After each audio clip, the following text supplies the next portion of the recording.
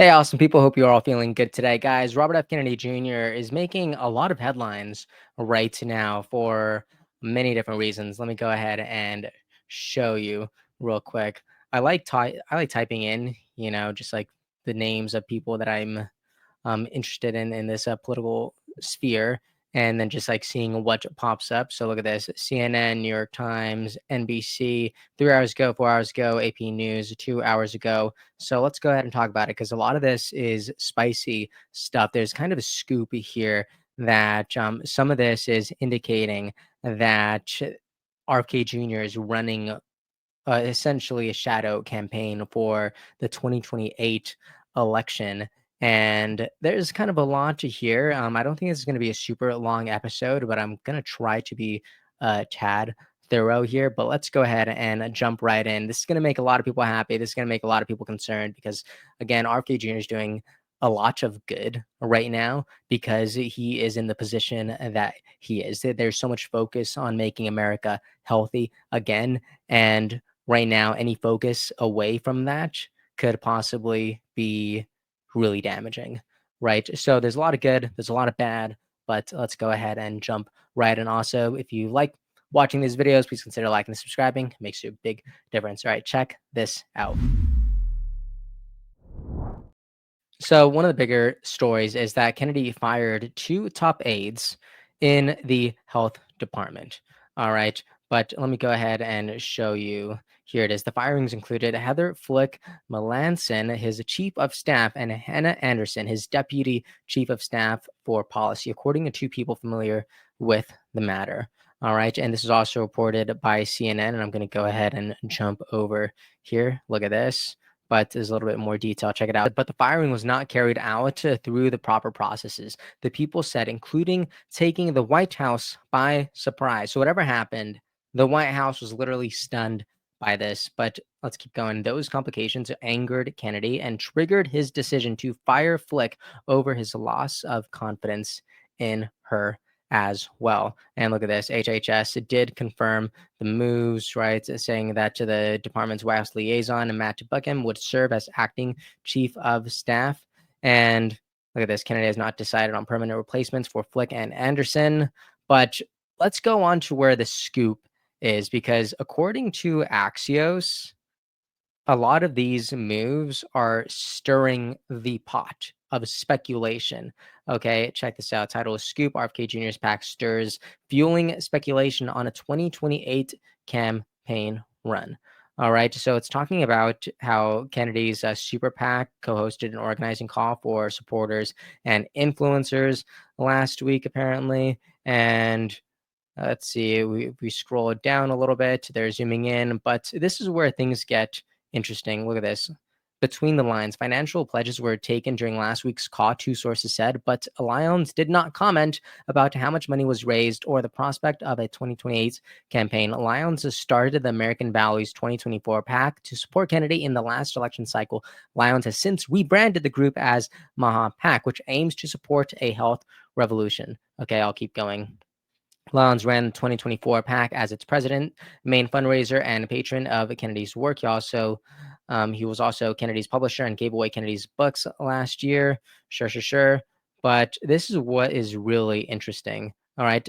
Kennedy's candidate campaign account is still active right now in the FEC, and its latest filing released Tuesday indicated that the campaign had paid its debt from 2024. Okay. And that's probably going to surprise no one because obviously the Kennedy campaign reached out to a lot of supporters, especially whenever he was, you know, joining the Trump administration, but he still had to pay essentially a small fortune because running a campaign costs a lot of money, right? That surprises no one, but check it out. It also showed a small number of campaign consulting and administrative consulting payments were made in June for a few contractors, including 21,000 to an LLC registered to the 2024 campaign's chief operating officer. But look at this. The FEC's database indicates Kennedy's campaign account remains active and has less than $400,000 cash on hand. All right. So Axios here is saying that, you know what Kennedy's doing is he has a machine. He has some potential. He has some finances, and he has a team ready to go run for him. Essentially, if he gives them the thumbs up. But what really sold it for me was seeing Laura Loomer talk about this because I feel like she's been sharing this for a while. Check it out. She said this last month. They said, "You're going to see the communist coalition freaks try to stop this. You're going to see Robert F. Kennedy Jr. run for president in 2028 too, and he's going to use HHS funds to run commercials as a shadow presidential campaign. I'm telling you, bookmark this." And fast forward today, look at this Axios out there with the article that we just mentioned. And she said, "I've been telling everyone about this for months on my show that RFK Jr. is running for president in 2028. He's going to use 22 to $40 million in HHS funds for Maha commercials managed by Stephanie Spear to astroturf his image. A source at HHS told me the funds have already been allocated for the TV commercials. It's already in the works. Why do you think HHS fired Stephanie Spears' handler, Heather Flick, today?" And you see how it's going back full circle to this article that we just read about on the New York Times. Okay. So I know like this feels a tad, it's both slow and fast, but I don't know. I think we are moving in a direction where this is kind of a real possibility. She goes on to say Stephanie wants everyone gone because she's basically running Kennedy's campaign from inside HHS. She was his campaign press secretary and runs Eco Watch with him. All right. So who knows how accurate this is, but as we talk a lot about in politics, I don't know if there's ever going to be like a clear smoking gun, but there's always going to be some water that seeps through some of the cracks, and then we'll start looking at the walls, and we're like, huh, what's going on? Right? What direction are we moving towards? Is there a leak? Right? And do you like it? I'm not.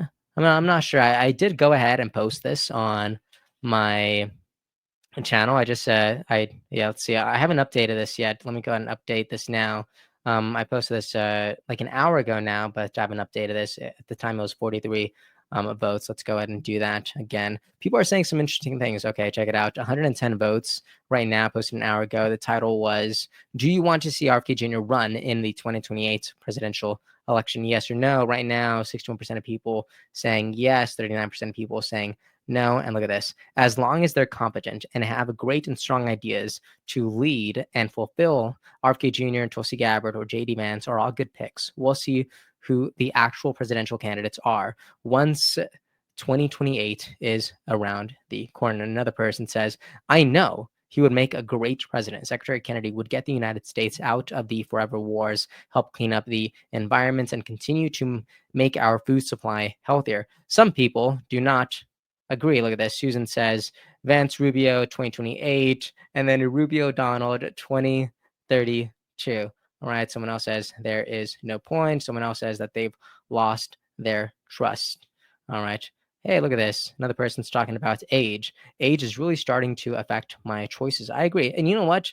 Thankfully, RFK Jr. would actually agree with you too, because when asked, he did say this a while ago. This had to be like a couple months ago already. But when asked if he would engage in a 2028 presidential election, he did say, you know what, like, I don't know how functional I'm going to be down the line. Right. And I actually love that because we saw the consequences of someone like President Biden aging through the presidency. We saw how inefficient he became. And then you have to start looking at the people around him, right? And then people essentially running a shadow presidency. So we do understand the consequences of that. But anyways, this was a quick story that I thought was really interesting, and I did want us to go ahead and talk about it. So what do you think? Do you think there is a possibility of RFK Jr. running in 2028? And you know what? If there is a possibility, if all these are signals or indicators of RFK Jr. actually, gunning for the top seat at the White House, um, is that something that you're interested in?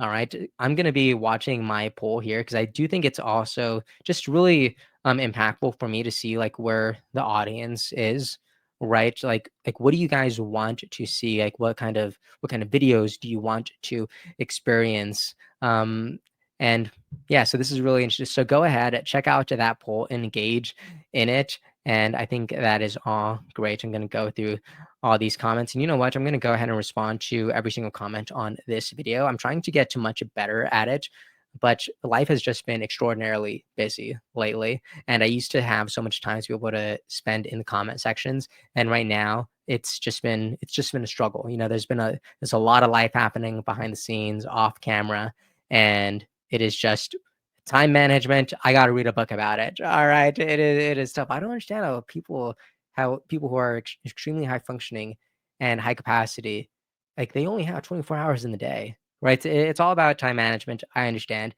and I am working on it. I'm getting better at it. I'm trying to allocate at least like 30 minutes every day to just respond to comments. I did it a little bit today, but yeah, that to me is my goal. Okay. But anyways, that is the video. I'm gonna go ahead and make another video right after this, but I did want to get this out and this to be its own separate conversation, because I used to make really long videos and then we talk about like 4 to 7 different things in that single video. But I don't know if that's the best expression of this channel. I think the best like community aspect is actually if there's different conversations throughout different videos, and then people could engage in those conversations as they please. So then the comment sections are actually a little bit more curated, so then the comments actually foster more elevated discussion, right? So I think that is good. But please let me know what you think about all this in the comment section. What do you think about the future of Robert F. Kennedy Jr.? Should he stay in his lane, as some people say, so he could focus on simply making America healthy again?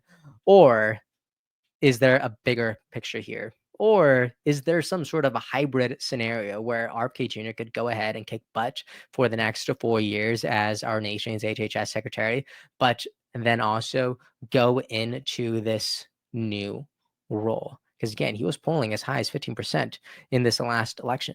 Bonkers. And that's including the exuberant amount of efforts that went against him. And yes, I did just look up this word because I knew the word, but I didn't really understand how to pronounce it. But exuberant. There were so many massive efforts in censoring him, in messing with in polling numbers, and it was just very very radical in probably the worst of ways. So there were some real villains in Kennedy's campaign, and you know what? Is it time for attempt number two? You tell me. All right, you tell me where you are at here. All right, or are you interested in Marco Rubio? Are you interested in JD Vance? There's a lot of good people out there. All right, yeah, definitely. All right, let me know anything about all that in the comment section, and I'll see you next time. If you've made it this far, please consider liking and subscribing. It means the world to me. All right, thank you, and see you next time. Episode's over already? Geez, that was fast. Well, they say beautiful things do not last forever, but feel free to watch and listen to another one of these episodes if you're interested in those conversations as well. Also, this next part is huge. Make sure to obliterate that like and subscribe button and turn on the notification bell so you never skip a beat. I also have a newsletter where we dive into the news, politics, and ideas that shape our future. If you're interested in signing up, I'd really appreciate that. Anyways, that's the end of this episode. Thank you so much for watching and listening, and I'll see you next time.